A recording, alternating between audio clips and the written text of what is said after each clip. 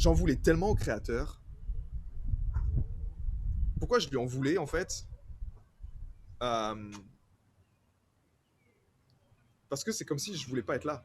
Il y a eu un moment dans ma vie où je disais, mais à quoi bon, en fait? À quoi bon ça rythmait mes jours? Et je te donne une anecdote toute simple, mais j'avais un problème d'haleine quand j'étais jeune. C'est un truc à mourir de rire, tu vois. Mais ce problème de mauvaise haleine que j'avais quand j'avais, allez, 14 ans, ça me détruisait complètement, en fait.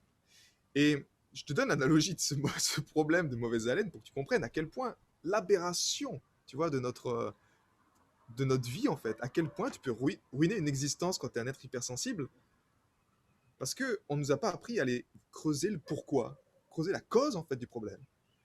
Et pour moi, tu vois, c'était la première fois, c'était mes potes, tu vois, qui me disaient, Max, tu pues de la gueule. Une fois, tu te dis, oh, c'est bon, t'es un gamin, tu comprends pas, tu vois.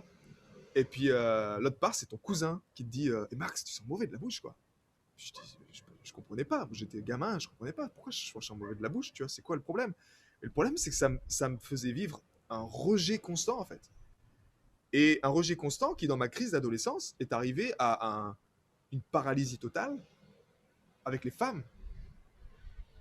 Parce que bah, je me travaillais toujours avec mes chewing-gums dans la poche.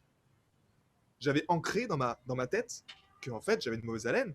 Et que j'allais avoir une mauvaise haleine toute ma vie, en fait. Et ça arrive même au stade où cette pensée est arrivée au stade où je me suis dit, ben en fait, tu vas vivre seul toute ta vie. Qui c'est qui veut dormir à côté d'un mec qui pue de la gueule?